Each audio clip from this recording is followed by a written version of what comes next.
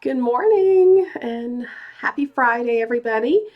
My name is Karin Tyson. I'm the Assistant Director at the Center at 909. I hope you are all doing well and staying safe during this time of social distancing and quarantine. And so today I'm here to read again. Honestly, this has been one of my favorite things to do during quarantine. And I've enjoyed trying the different books. I know we did two books on consent. I purchased two other books about breathing exercises and like anxiety. So this one I ran across and thought I would love to try this, but it's A Terrible Thing Happened by Margaret Holmes. It's actually published by the American Psychological Association. If you are interested, you can purchase it on their website or on Amazon. And I really, really like this book. It's short and sweet, to the point, and it's for ages 4 through 8. And so, A Terrible Thing Happened is a story for children who have experienced or witnessed trauma or violence. And so this is not just limited to the scope of what we do with sexual violence and stalking. This also includes domestic violence, gang-related violence. If a child maybe has witnessed a homicide or suicide, this can be used in a lot of different scenarios. And I know that some parents may be concerned. Sorry, my cat started scratching my furniture. Some parents may be concerned about the depth that this book goes in, if there's anything graphic that's described, and it does not. So Sherman here, the little raccoon, it just keeps it very vague that he saw something terrible, and it talks about the feelings and emotions that he experiences because of this trauma. So if you are concerned about that, it keeps it very vague. But I do love this book, and if you ever have any questions or anything, please let us know. Excuse me.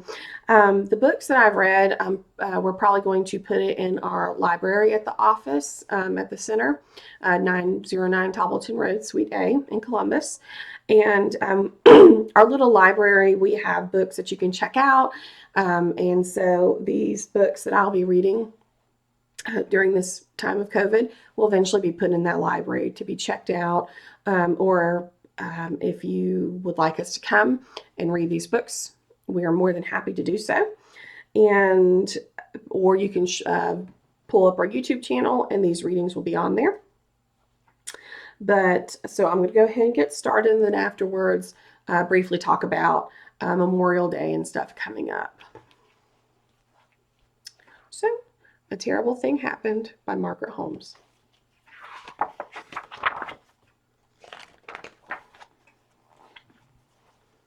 Okay, make sure I'm in frame. We've got all this. Okay. Sherman Smith saw the most terrible thing. He was very upset. It really scared Sherman to see such a terrible thing.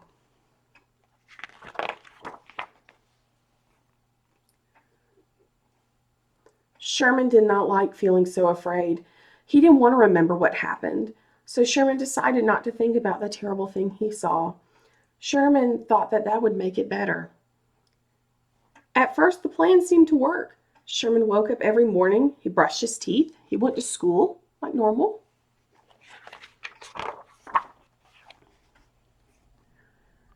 Sherman played with his friends. He teased his sister. He walked his dog. Everything seemed all right for a while, but something inside of Sherman started to bother him.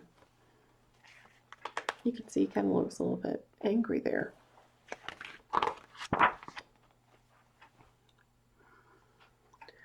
Sherman had to play more, run faster, sing louder in order to forget the terrible thing he saw. Other things started to happen to Sherman too. Sometimes he did not feel hungry. And look, it's that plate full of spaghetti, my favorite. Sometimes his stomach hurt or his head hurt, and sometimes he felt sad and he didn't know why.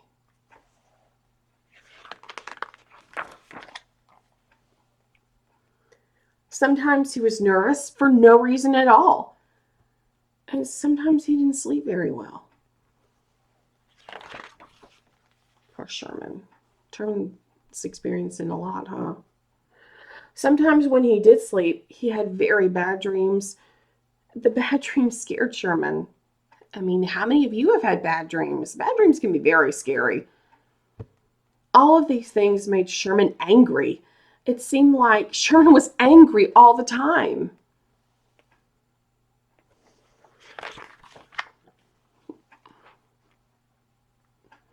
Sherman started getting into trouble at school. Sometimes he felt so angry that he did mean things. You can see he stepped on his friend's tail. That's not very nice. Getting into trouble so often made Sherman feel bad.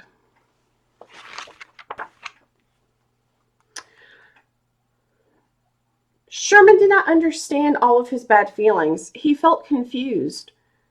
Sometimes parents help children figure out their feelings. Sometimes teachers or other adults, other grown-ups help too. That is how Sherman met Miss Maple.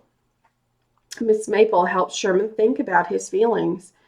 She listened while Sherman talked to her, and they played while they talked. And Sherman didn't feel as mixed up when he talked to Miss Maple.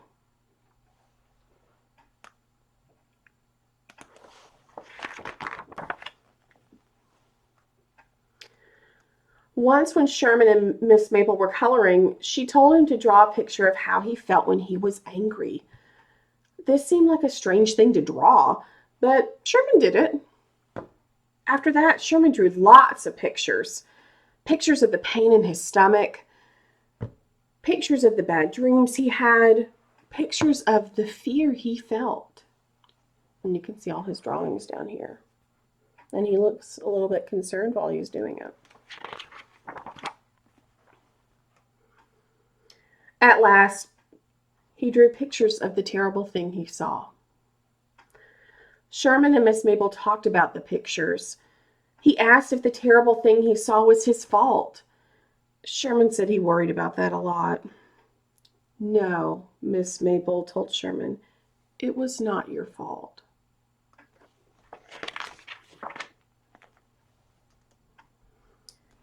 Sherman told Miss Maple a lot of things. He told her about the bad dreams. He told her how scared he felt. It was all very, very hard to do. Miss Maple was proud of that. Sherman was trying to talk about such hard things, and that is very difficult to talk to somebody about. Sherman found that it felt good to let his feelings out. Feeling good helped Sherman feel stronger. When Sherman felt stronger, he didn't feel so angry. And he's walking with his friends. Nothing can change the terrible thing that Sherman saw. But now he doesn't feel so mean. He is not so scared or worried. His stomach doesn't hurt as much. And the bad dreams hardly ever happen. Sherman Smith is feeling much better now.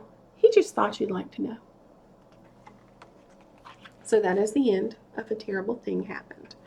Like I said, it's very short and to the point, and I really like this because it's okay to talk about anytime you're feeling scared or nervous or unsure. And sometimes when you experience something that's really scary or terrible, you may not know how to work through those feelings, and that's okay. Feelings are very complicated, even for grown-ups. So we understand, you may not know how to go through this. And, if you have a trusted adult circle like we learned in the consent books, could be a parent, teacher, a counselor, another family member, anybody that you trust and you can talk to about this. And there's help out there like Miss Maple. Miss Maple reminds me of the counselors that we work with at the Family Center. They work with children, with adults to work through things, work through feelings and emotions, because sometimes terrible things happen. And we want you to know that you're not alone in this.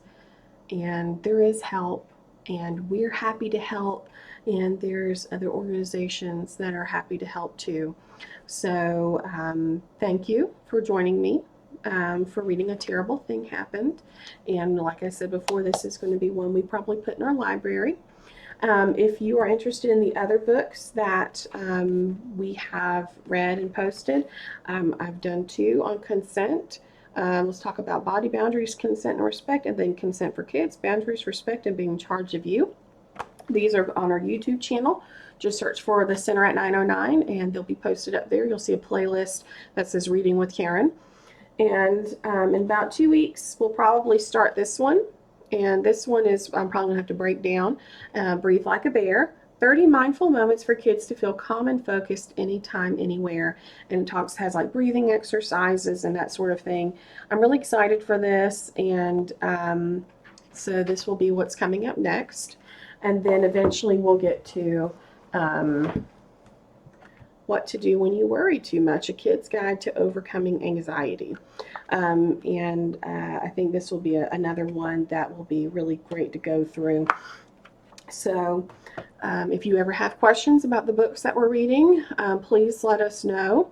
And I know Memorial Day weekend is coming up, and you know our hotline will remain open at 706-571-6010. There's also the RAIN National Hotline at 800-656-HOPE or 4673. And so our office will be closed on Monday in observance of Memorial Day to remember those who made the ultimate sacrifice for our freedom and for our country. So we will be out of the office then, but we will be back Tuesday and checking emails and everything. But hotline will remain 24/7 and available. If you ever have any questions or concerns, email us, info at the center at 909.org, info at THECENTERAT 909.org. And that's it.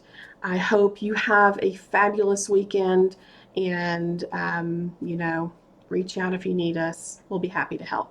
Thanks, guys.